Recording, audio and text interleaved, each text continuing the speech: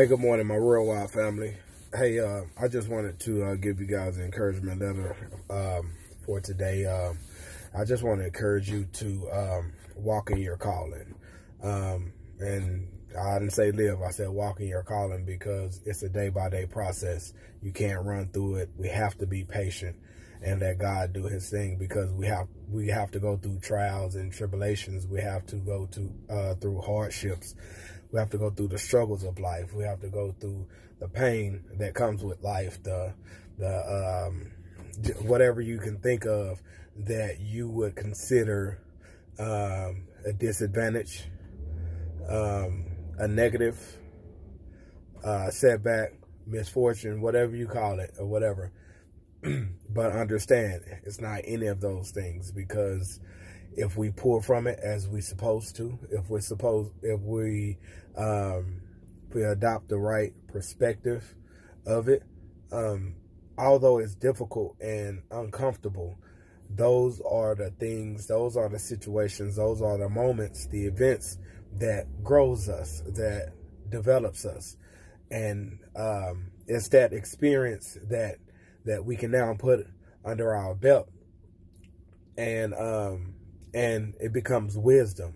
But don't stop with just that wisdom. Start and stop with God's wisdom, because he's going to give you something much deeper than humanly wisdom. So I want to encourage you guys to walk in your calling, because it's, just with me now, with God's grace and his touch and everything, I'm now beginning to walk in my calling. I'm aware of it.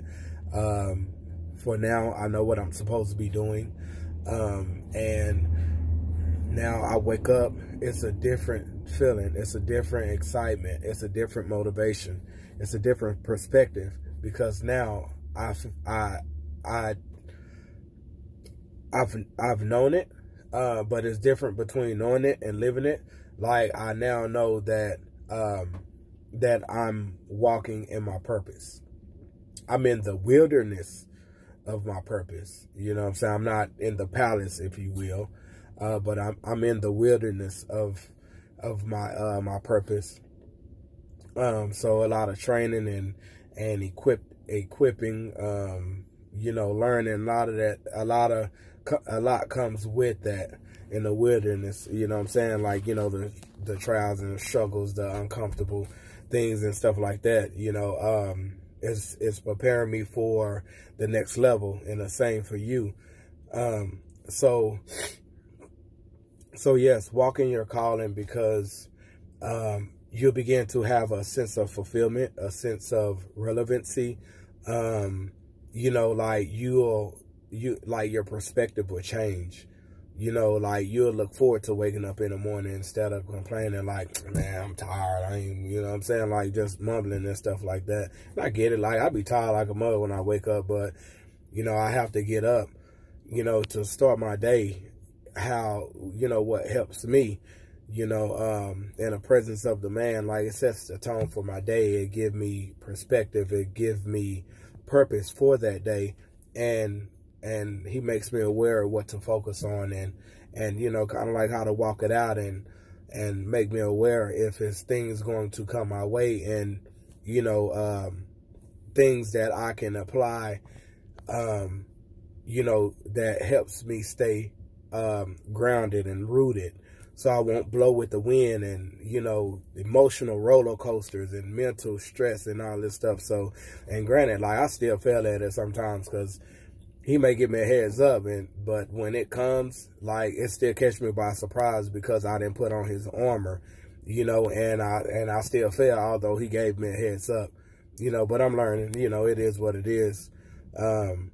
So, that's what works for me. And if you're a believer, I encourage you to, figure out what it is that works for you, that helps you stay deeply rooted in him. So when things come your way, you won't be uprooted by the tornado of your life or of your day. So, but no, I encourage you to answer the call that God has called on your life, because, you know, it's like now you're trying to figure it out, but it's tough. You know what I'm saying? Like, you carrying the weight on your own because, you know, you have not either accepted Christ in your life as your Savior,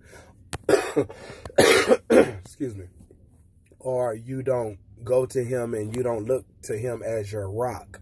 You know, he says for us to bring our burdens to him, you know, for us who are weary, you know, and to take his yoke, for his yoke is something is light. I think he said my yoke is light or something like that. But no, so that's what he want to be for us and our lives, you know what I'm saying? Like, so you trying to carry the weight on your own, it's not meant for you to, so it's making the journey much harder. You know what I'm saying? Like, you trying to go at it alone, figure out the roadmap to where you're supposed to be going in life to have this life that you've created for yourself. You're making your journey much tougher because you trying to figure out a life for yourself. He created you like with a promised life. You know what I'm saying? All you have to do just allow him to be lordship in your life and over your life, and he'll show you the life that you're supposed to have. Like, that's the thing about our calling. Like, our calling is when God created us, like, he already have a promised life for us. But we want to live our lives how we want to. We want to do what we want to, like, and all that, which I guess that's fine if that works for you. But, like, if you think about it, like, look how hard it is. You know what I'm saying? Granted, like, the grind, the success, you know, what it takes to, you know, become successful, whatever that looks like for you. I mean, it's hard anyway.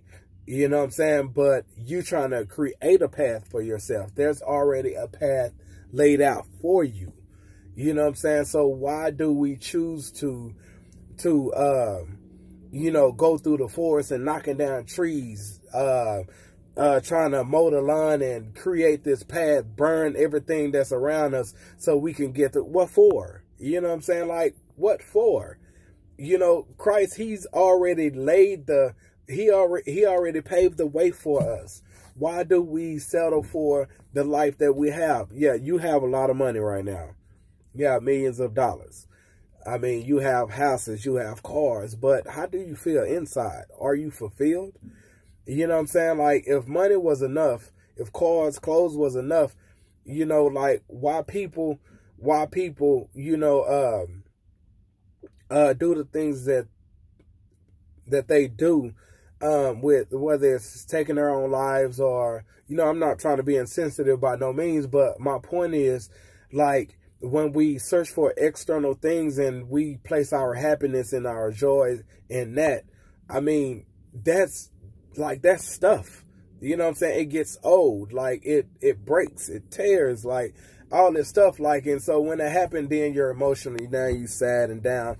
And, you know, like, and because you didn't get the money you thought you deserved, like, now you feeling some type of way and stuff like that. Like, that goes to show you, like, that doesn't last. Like, it comes from within.